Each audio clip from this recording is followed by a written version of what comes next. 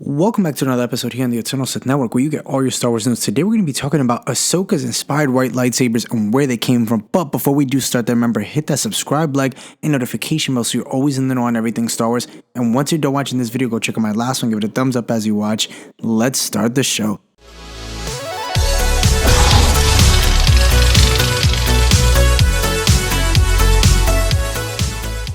One of the biggest questions is that where did Ahsoka get her inspiration for her lightsabers from? Now, we know that in the E.K. Johnson book, it comes out to be that she got her white lightsabers by bleeding the kyber crystals from red to white with fighting the Inquisitor, but it looks like we've seen this lightsaber color before. Ahsoka wasn't just the first one to have it. It actually was from Tera Sinube from the Clone Wars, which we've also seen in the Kenobi series, and we'll talk about that a little bit later. But Sinube, we know, carried a lightsaber that was unique amongst all his Jedi peers. The weapon was formed at the top of his cane, the hilt detaching from the walking stick so that he could use both parts as weapons at once. And it's a really cool lightsaber, and as well as the distinctive shape of the actual lightsaber hilt formed by the cane's handle, an unusual, though not entirely unique, use of wood for the weapon's outer casing. The blade was a much paler hue than other Jedi lightsabers with that blue, but it appears to be a different kind of blue in lightsaber lost in that episode.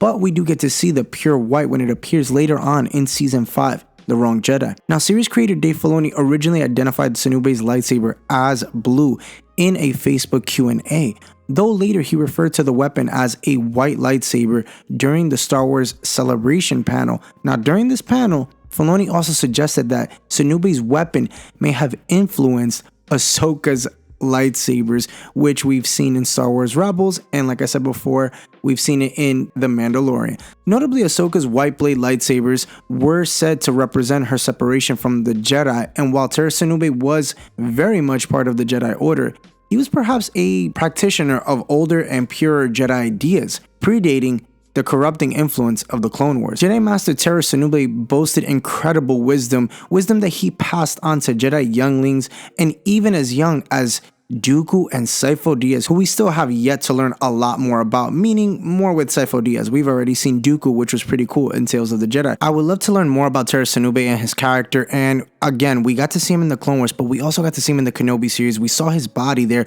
with a whole bunch of other dead Jedi there, with the youngling as well in the Inquisitor fortress there at the tomb at the bottom. So I would love to learn more about him and see, and it's so cool because we get to see how full circle this really comes out to be and the impact that he had in Ahsoka. And I wonder if Ahsoka at any point in time in the series will talk about Tera Sinube as well. There's got to be a reason why he was thrown into the Kenobi series there, just as well as Quinlan Vos being referenced in the series as well. But comment down below, guys, because this here shows that Anakin Skywalker didn't just leave an impact, it was also Tera Sinube. So anyway, guys, thank you so much for tuning in. Remember, for more Star Wars content, hit the subscribe, like, and notification bell so you're always in the know on everything Star Wars, as I have another video tomorrow. And remember, the Eternal Sith, then, now, forever. Later, guys.